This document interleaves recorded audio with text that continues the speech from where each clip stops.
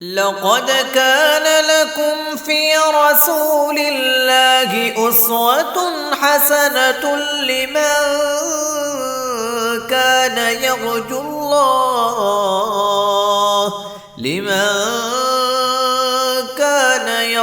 الله واليوم الآخر وذكر الله كثيرا. نحمده ونصلي على رسوله الكريم.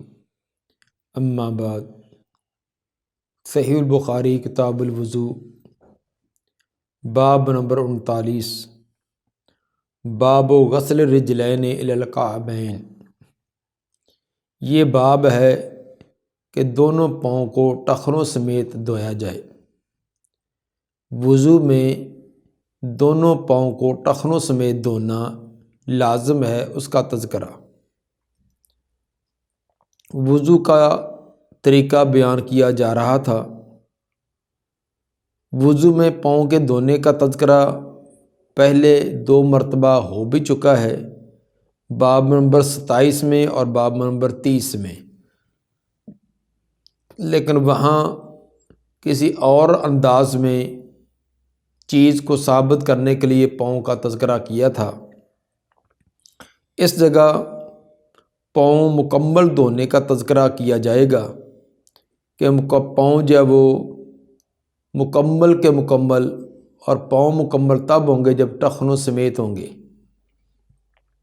اور اس کے اندر امام بخاری رحمہ اللہ نے قرآن کی آیت کی ترتیب بھی بیان کرنا چاہتے ہیں کہ جیسے قرآنی آیت میں ترتیب بیان کی گئی ہے، اسی ترتیب سے اعضاء کے دھونے کا تذکرہ.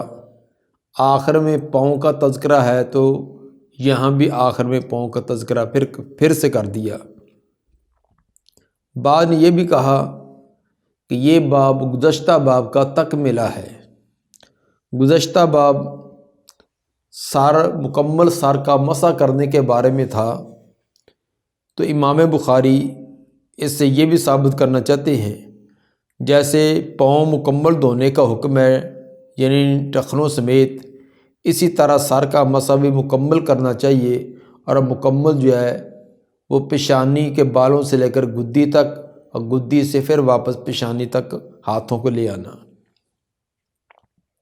اس سلسلہ میں حدیث نمبر 186 درج فرمائی ہے. قال حدثنا موسیٰ قال حدثنا وحیب عن عمر عن ابیہ قال شہدت عمر بن ابی حسن. میں حاضر ہوا عمر بن ابی حسنہ کے پاس. سال عبداللہ ابن زید، انہوں نے یعنی عمر بن ابی حسن نے سوال کیا عبداللہ بن زید سے، عن وضوء النبی صلی اللہ علیہ وسلم، نبی صلی اللہ علیہ وسلم کے وضو کے متعلق. فدعا بطور من ماء، انہوں نے ایک برتن منگوایا پانی کا. طور پتھر کا بنا ہوا برتن وہ منگوایا جس کے اندر پانی تھا. فتوضأ لهم وضوء النبی صلی اللہ علیہ وسلم، تو ان کے سامنے نبی صلی اللہ علیہ وسلم کا وضو کر کے دکھلایا. چنانچہ وضو کا طریقہ یہ تھا، فأکفأ علی یدہ من الطور، انہوں نے انڈیلا اپنے ہاتھ پر برتن سے، برتن کو ٹیڑھا کر کے اپنے ہاتھوں پر پانی ڈالا. فغسل یدیہ ثلاثا، اپنے ہاتھوں کو 3 مرتبہ دھویا.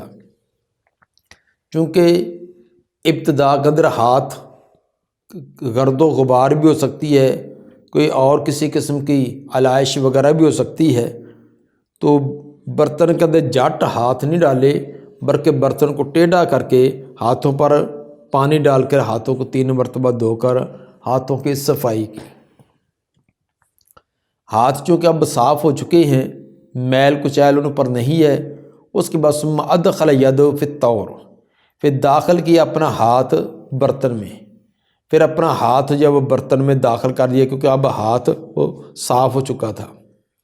فمضمض واستنشق واستنثر 3 غرفات، پھر کلی کی ناک میں پانی چڑھایا اور ناک کو صاف کیا 3 چلوؤں کے ساتھ، مزمزہ منہ میں پانی ڈال کر اس کو گھمانا، کلی کرنا، استنشاق پانی کو چڑھانا تاکہ ناک کے اندر پانی چڑھے اور ناک کی صفائی ہو، استنثرہ جو پانی چڑھایا اس کو واپس اتارنا، صفائی کرنا۔ چنانچہ 3 چلوؤں کے ساتھ کلی اور ناک میں پانی چڑھانا کا کام کیا۔ ثم ادخل یدہ فغسل وجہہ ثلاثا، پھر اپنا ہاتھ داخل کیا، یعنی برتن میں اپنا ہاتھ داخل کیا اور دھویا اپنا چہرہ 3 مرتبہ۔ اب جو پانی لیا جا رہا ہے اب برتن کو ٹیڑھا کر کے نہیں بلکہ اسی کے اندر چلو بھر کر استعمال کے لیے لیا جا رہا ہے۔ ثم غسل یدیہ مرتین الی المرفقین، پھر دھویا انہوں نے اپنے دونوں ہاتھ کونیوں سمیت۔ ثم ادخل یدہ فمسح رأسہ فاقبل بہما وادبر مرۃ واحدہ، پھر داخل کیا اپنا ہاتھ کو تر کرنے کے لیے، پھر پانی میں داخل کیا اور مسح کیا اپنے سر کا، فاقبل بہما، اور اپنے ہاتھوں کو مسح کے وقت آگے بھی لائے پیچھے بھی لے گئے، مرۃ واحدہ، اور سر کا مسح 1 مرتبہ۔ باقی اعضائے مغسولہ وہ 2 مرتبہ یا 3 مرتبہ تھے، لیکن سر کا مسح 1 مرتبہ، تو ثابت ہوا کہ سر کا مسح 1 مرتبہ ہے، اس کے اندر تعدد اور تکرار نہیں ہے۔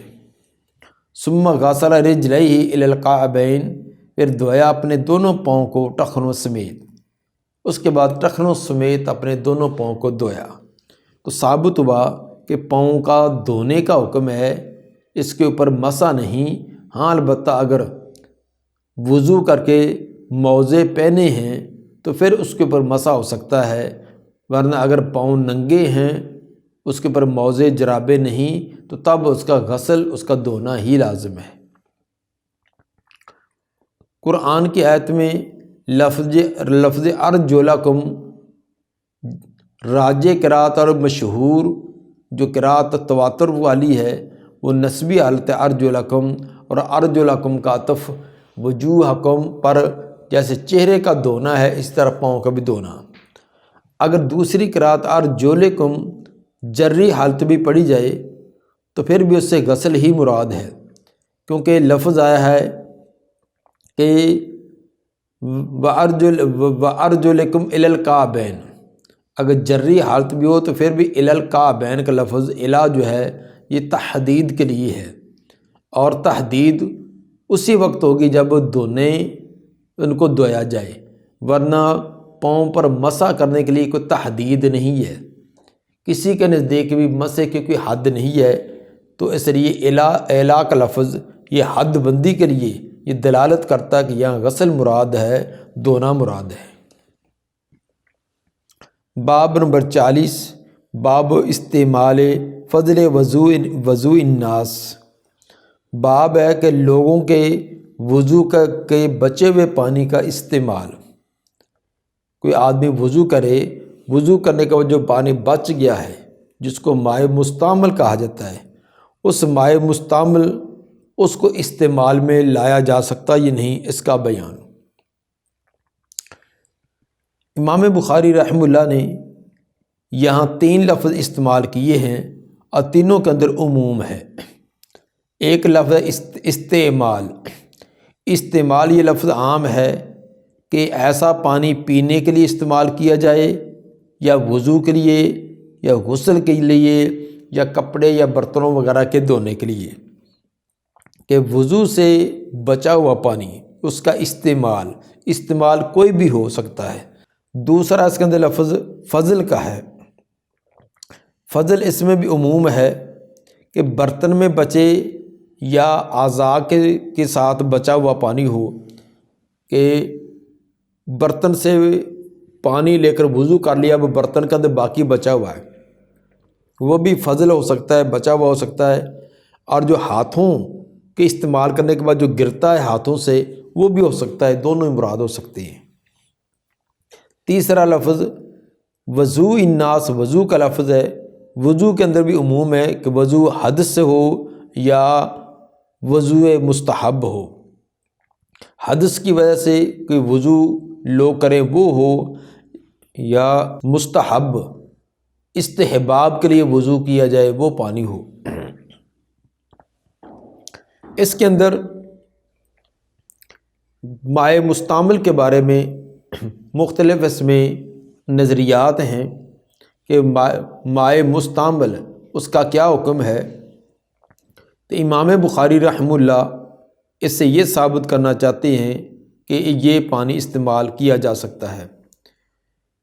امام ابو یوسف رحمہ اللہ کے نزدیک مائع مستعمل یہ پانی نجس ہوتا ہے جس کا استعمال کرنا درست نہیں ہے، اور امام شافعی رحمہ اللہ نے اپنی کتاب الام کے اندر محمد بن حسن سے یہ بات نقل کی ہے کہ امام ابو یوسف رحمہ اللہ نے اپنے اس نظریہ سے رجوع کر لیا تھا،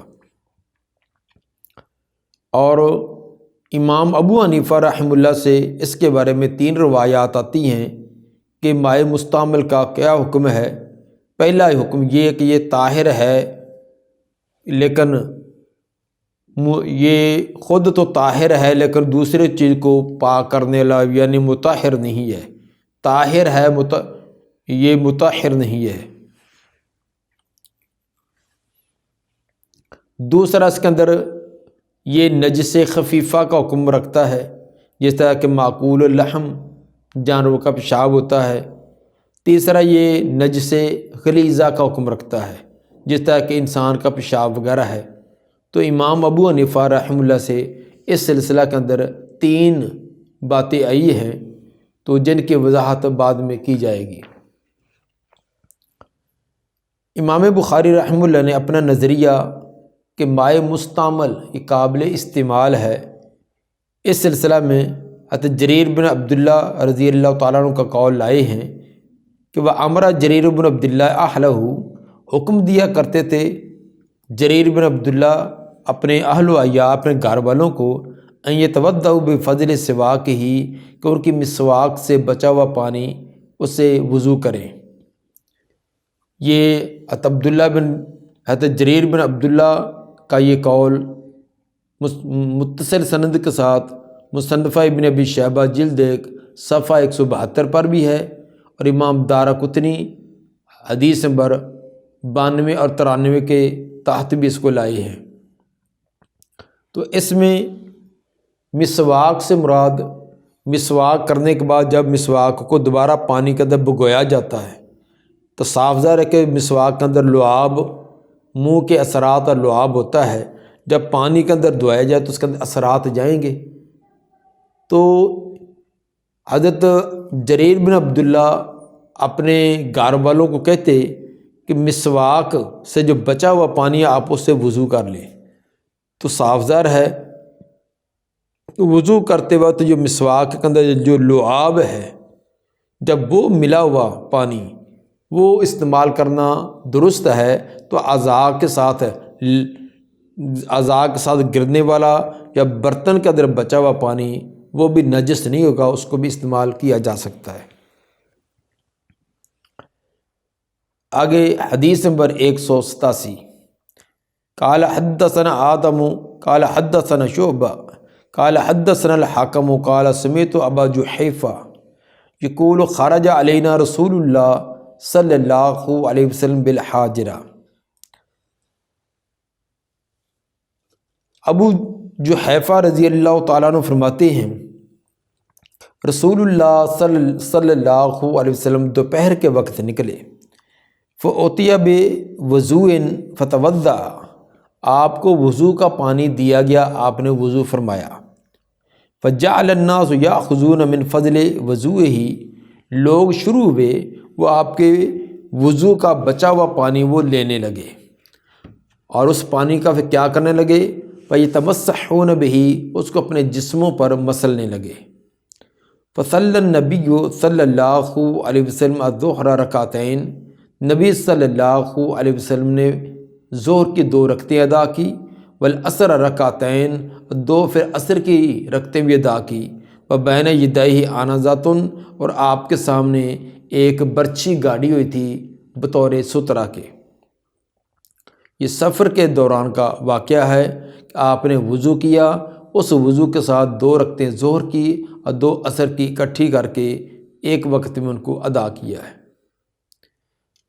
وضو کا مستعمل پانی کے بارے میں یہاں امام بخاری یہ ثابت کرنا چاہتے ہیں کہ نبی صلی اللہ علیہ وآلہ وسلم کے جسم سے گرنے والا پانی صحابہ کرام ان کو اپنے ہاتھوں میں لیتے اور اپنے جسم پر اس کو مسل لیتے، اور یہ نبی صلی اللہ علیہ وسلم کے سامنے کام ہوتا تھا اور آپ نے اس سے منع نہیں کیا۔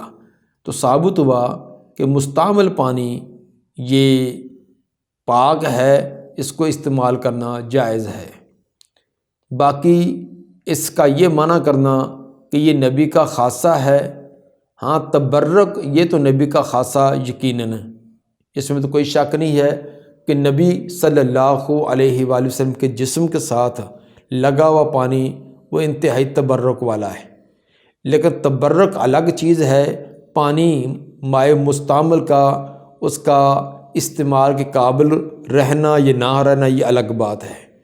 تو چونکہ آپ نبی صلی اللہ علیہ وسلم کی زندگی ہمارے لیے اسوہ ہے، لقد کان لکم فی رسول اللہ اسوۃ حسنہ، تو جب آپ کے جسم سے گرنے والا پانی اس کو استعمال کیا گیا تو آپ نے منع نہیں کیا، تو دوسروں کے جسم سے گرنے والا پانی بھی استعمال کیا جا سکتا ہے۔ تو جیسے کہ مائع مستعمل کے بارے میں بات بتلائی، اس کے بارے میں 3 نظریے ہیں۔ ایک تو یہ ہے کہ یہ نجس معنوی ہے، بعض نے یہ کہا کہ مائع مستعمل جو وضو سے بچا ہوا پانی ہے وہ اس کے اندر وہ نجس معنوی ہوتا ہے۔ نجس معنوی سے مراد کہ معنوی طور پر وہ اس کے اندر نجاست آ گئی ہے، کیونکہ حدیث میں آتا ہے کہ جب انسان آزاد ہوتا ہے تو ہاتھ دھوتا تو ہاتھ کے گناہ جڑ گئے، چہرہ دھوتا تو چہرے کے، پاؤں تو دھوتا تو جب وہ گناہ جو ہے، گناہ جو یہ نجس ہیں، پلید چیز ہیں، تو جب وضو کیا تو وہ وضو کی وجہ سے وہ گناہ جڑے ہیں، تو جڑنے کی وجہ سے پانی کے اندر مل گئے ہیں تو پانی بھی پلید ہو گیا۔ تو دیکھنے کے اندر تو پانی کی طرح ہی ہوگا، لیکن معنوی طور پر اس کے اندر وہ گناہوں کے اثرات آنے کی وجہ سے وہ نجس ہے۔ یہ بعد نے کہا کہ یہ نجس معنوی طور پر ہے۔ دوسرا اس میں یہ حکم ہے کہ یہ خود طاہر ہے لیکن دوسروں کے لیے یہ مطہر نہیں ہے۔ ایسا پانی خود تو طاہر ہوگا لیکن دوسروں کو پاک نہیں کرے گا۔ تیسرا یہ کہ یہ طاہر بھی ہے اور مطہر بھی ہے، خود بھی پاک ہے اور اس سے دوسری چیزوں کو بھی پاک کیا جا سکتا ہے۔ یہ 3 مشہور نظریے ہیں وضو کا استعمال شدہ پانی کے بارے میں۔ امام بخاری رحمہ اللہ کا موقف یہ تیسرا موقف ہے کہ یہ طاہر بھی ہے اور مطہر بھی، خود بھی پاک، اس سے دوسری چیزوں کو بھی پاک کیا جا سکتا ہے۔ اس کے لیے وہ ایک اثر بھی بیان کیا ہے اور آگے کچھ روایات بھی درج کر رہی ہیں۔ یہ روایت جو امام بخاری رحمہ اللہ نے حضرت ابو جحیفہ رضی اللہ تعالیٰ عنہ کی بیان کی ہے، یہ امام بخاری رحمہ اللہ اور بھی متعدد جگہ لائے ہیں، یہ تقریباً اس کے علاوہ بھی 11 مرتبہ اس حدیث کو لائے ہیں۔ حدیث نمبر 188، وقال ابو موسیٰ، حضرت ابو موسیٰ اشعری رضی اللہ تعالیٰ عنہ فرماتے ہیں، یہاں حدیث اختصار کے ساتھ سند کے بغیر بیان کی ہے کیونکہ امام بخاری کتاب المغازی حدیث نمبر 4328 کے اندر یہ متصل سند کے ساتھ اس کو لائے ہیں۔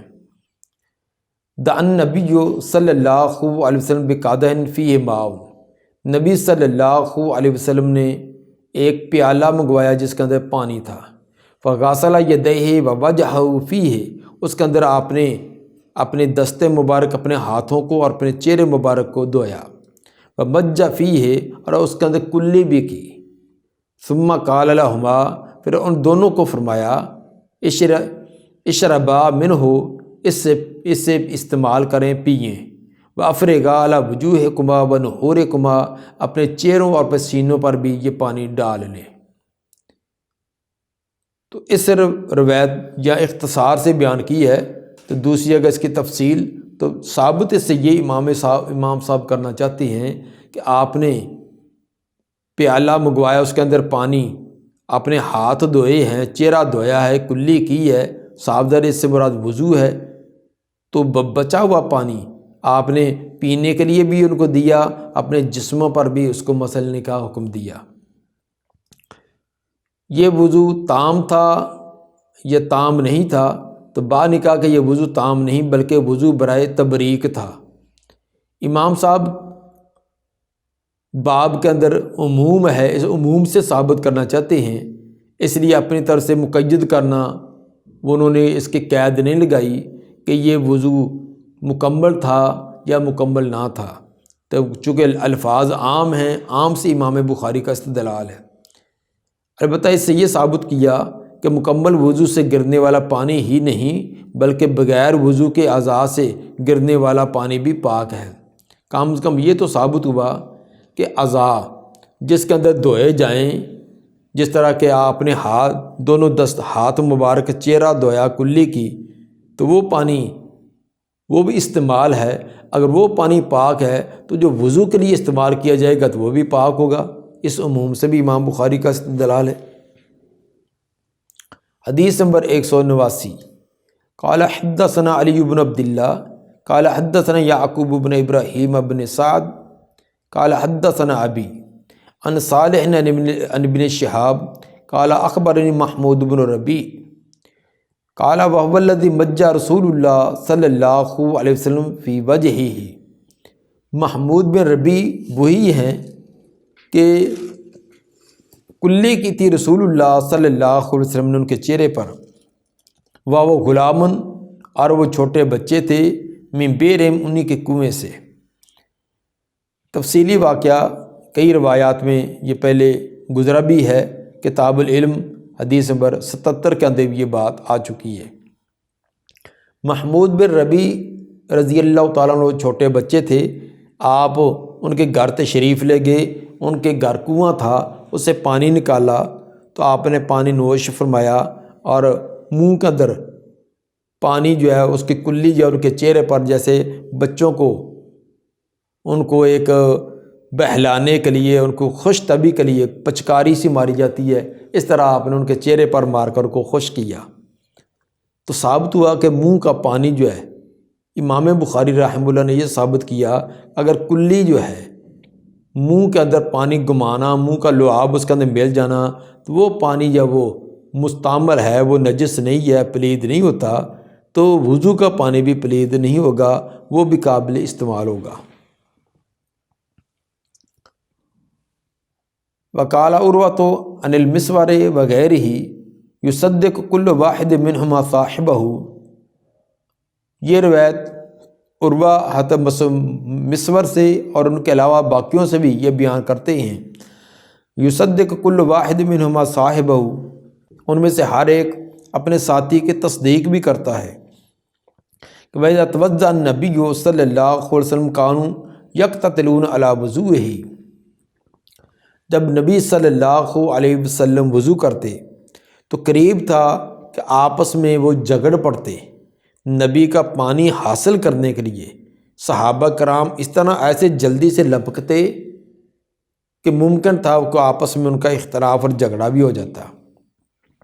اس سے بھی امام بخاری یہ ثابت کرنا چاہتے ہیں کہ آپ کے وضو کا پانی، بچا ہوا پانی اور جس اعضاء سے گرنے والا پانی صحابہ کرام لینے کے لیے دوڑتے، کوشش کرتے، حتیٰ کہ ان کا آپس کے اندر مقابلہ بازی کے اندر تنازع ہونے کا بھی خطرہ اور خدشہ ہو جاتا۔ تو نبی صلی اللہ علیہ وآلہ وسلم نے اس سے روکا نہیں ہے، منع نہیں کیا۔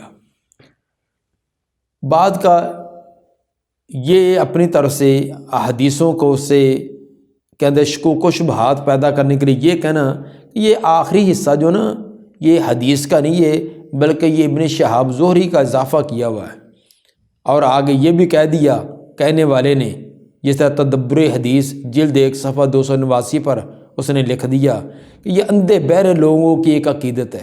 نعوذ باللہ، صحابہ کرام کا نبی کا پانی وضو کا لینے کے لیے ایسے لپکنا اور کوشش کرنا، اس کو یہ کہہ دیا کہ یہ اندھے بہرے لوگوں کی عقیدت ہے۔ کتنی غلط بات کہہ دی کہ صحابہ کرام نبی کا پانی عقیدت کے ساتھ لیتے ہیں، ذوق اور شوق کے ساتھ، تو اس کو کہنا یہ اندھے بہرے لوگوں کی عقیدت ہے۔ حالانکہ یہ عقیدت صرف ابو موسیٰ اشعری رضی اللہ تعالیٰ عنہ کے ساتھ نہیں، بلکہ حضرت بلال رضی اللہ تعالیٰ عنہ، حضرت ام سلمہ رضی اللہ تعالیٰ عنہ اور دیگر صحابہ کرام تمام یہ کوشش کرتے تھے کہ نبی کے جسم سے گرا ہوا پانی وہ اس کو حاصل کریں۔ تو اس پانی کو جسم پر، ہاں یہ تو پہلے بھی بتلایا کہ تبرک کو یہ الگ چیز ہے، لیکن کیا وہ پانی جو آپ کے جسم کے سے لگنے کے بعد گرا ہے کیا وہ قابل استعمال تھا یا نہیں؟